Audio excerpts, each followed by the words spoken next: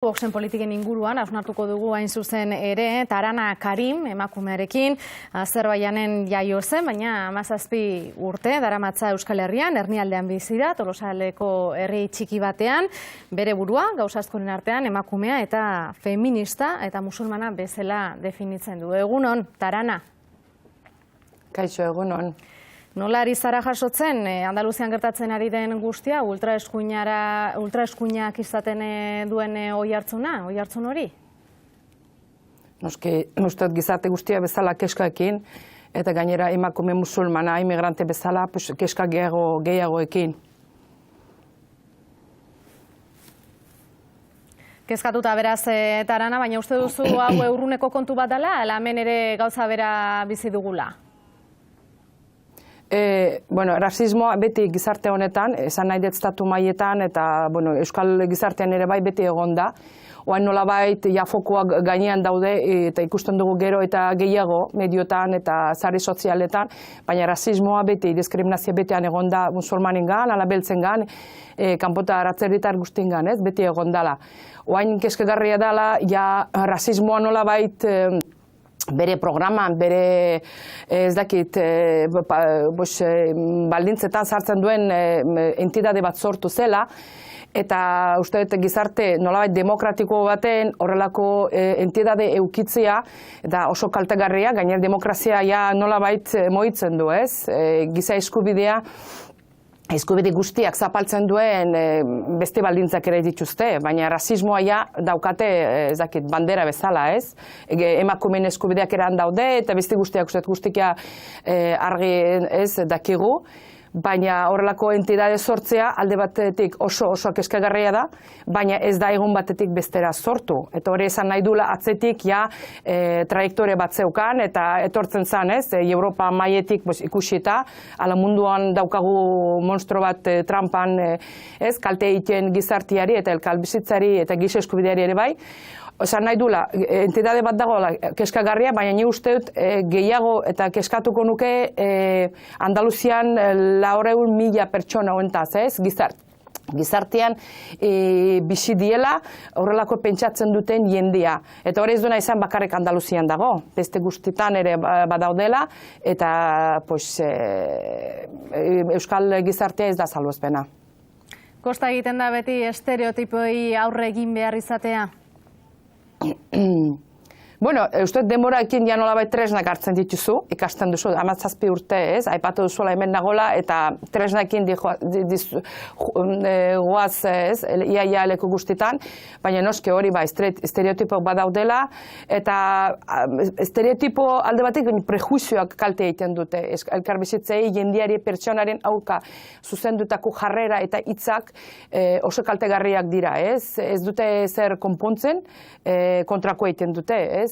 Bretxak sortzen dituzte gizartean eta auzoan bertan ere bai, horregatik aurrea begira oso kalte asko emango dute horrelako iritsiak eta alderdiak okerrago hala ere. Erakunde gizarteak zer gehiago egin beharko luke, zer egin behar du? Uste dut gizartea parte oso importantia du. Atzo uste dut ikusi dugula feministaldeak kalera ateratzea, batekin, danaikin ados, ez?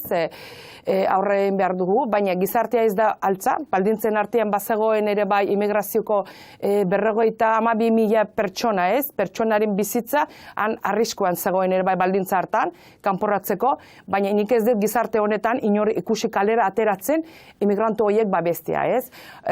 Rasismo geratu da eta ikusi dugu, bai, emakumeen eskubidea babesten dugu, eta gainera manifestu ere sinatzen duten talden artean kanpotar ala razializatuta emakumeen sinadurerik ez ditura ez da ikusi, eta ez da tekstuan ere bai, ez dugu inoiz agertzen emakume bezala, kolektibo bezala emakume razializatutak, beltzak, ala latinoak, ala musulmanak ere bai.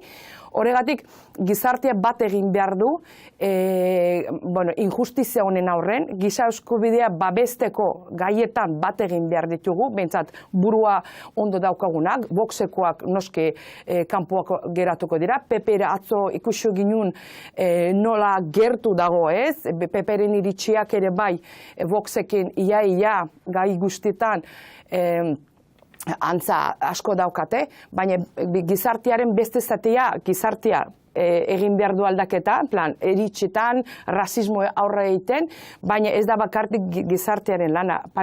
Alderdi politikoak ere bai egiteko badaukate, ez?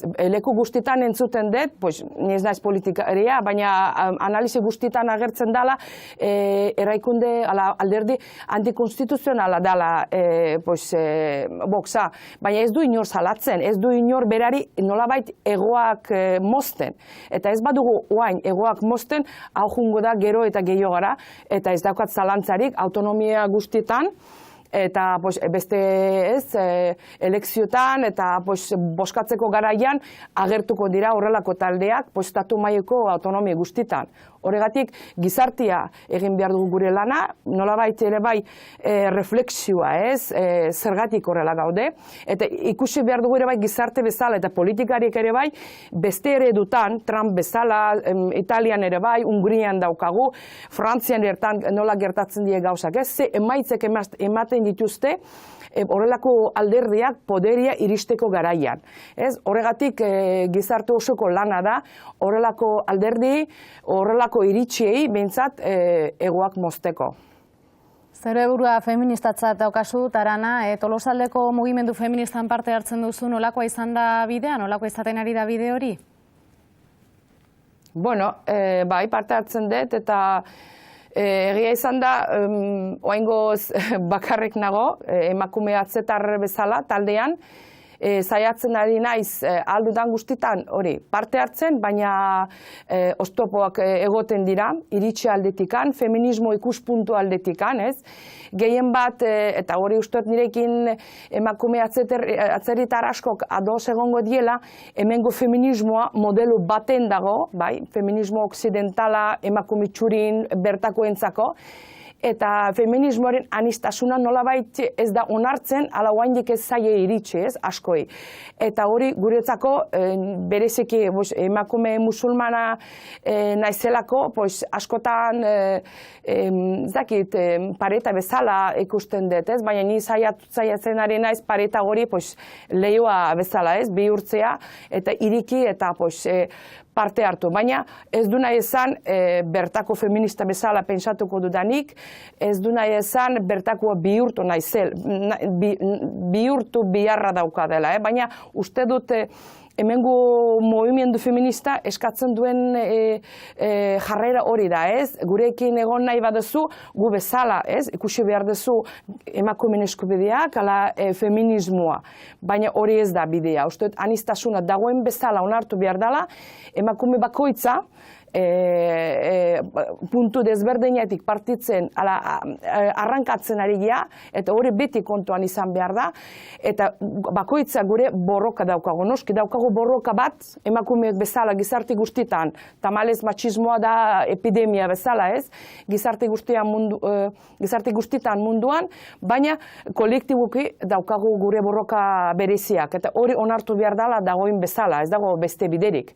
Eta horrela jarraitzen bada mugimendua bere iritsi honetan, uste dut taldeka guk jungo gira aparte antolatzen, ez? Ez da izan behar uste dut guk eta haiek, ez? Egin behar ditugu nolabait guk, baina bakoitza bere borrokaekin, nolabait anistasunaekin borroka honetan sartuta.